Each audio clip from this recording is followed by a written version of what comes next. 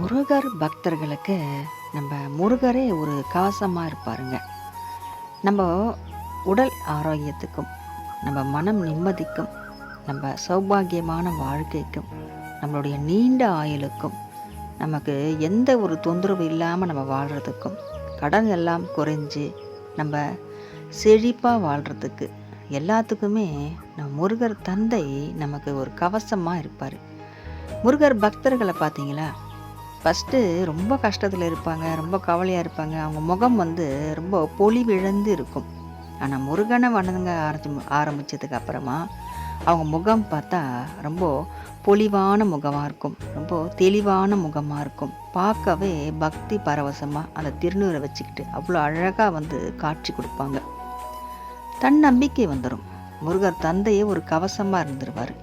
யோசிக்க ஆரம்பிச்சிருவாங்க. நமக்கு எந்த தடங்கள் வந்தாலும் அந்த தடங்களுக்கே ஒரு தடை மாதிரி ஆயிட்டு போயிடுது. நமக்கு எல்லாமே நம்ம நடக்காதுன்னு நினச்சக்கூடிய ஒரு விஷயமெல்லாம் நடந்துட்டு வருது. நம்ம மனசுக்கு எதெல்லாம் கஷ்டமாக இருந்ததோ அதெல்லாம் தூரம் போயிட்டு நம்ம மனசு இப்போ ரொம்ப லேசாகிடுச்சே, ரொம்ப சந்தோஷமாக இருக்குதே அப்படின்னு அவங்களுக்கே ஒரு உள்ளுணர்வு சொல்ல ஆரம்பிச்சிடும். அதனால் அவங்க முகம் ரொம்ப பிரகாசமாக மாற ஆரம்பிச்சிடும். முருகர் பக்தர்களுக்கு முருகர் தந்தை கவசமாக இருக்கிறது முருகர் பக்தர்களுக்கு தெரியும். அதனால்தான் ரொம்ப விரும்பி விரும்பி முருகனை ரொம்ப நம்பிக்கையோடு வணங்க ஆரம்பித்து வணங்கிக்கிட்டே இருப்பாங்க. முருகர் பேரை சொல்லி எல்லா விஷயங்களையும் சுபிட்சமாக செஞ்சு முடிப்பாங்க. ஆனால் எதிர்க்க இருக்காங்க பார்த்தீங்களா, எதிராளிக்கு அவங்களுக்கு இந்த விஷயம்லாம் தெரியவே தெரியாது. தெரியாமல் ரொம்ப முருகர் பக்தர்கிட்ட மோதுறது, அவங்கள தேவையில்லாமல் கேவலமாக பேசுறது, இந்த மாதிரிலாம் பண்ணிகிட்ருப்பாங்க.